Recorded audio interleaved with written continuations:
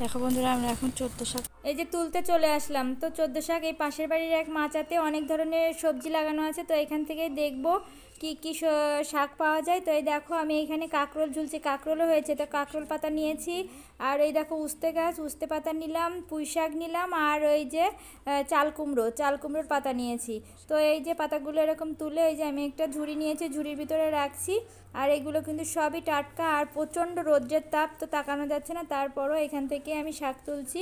তো 14 শাক তুলতে কিন্তু খুবই ভালো লাগে, আর এরকম আমরা ছোটোবেলায় অনেক মজা হতো, আর এখন তো আসলে কেউ কারোর বাড়ি যায় না। তো এই তো দেখো এখন গুনবো, 1 2 3 4 5 6 7 8 9 10 11 12 13 14।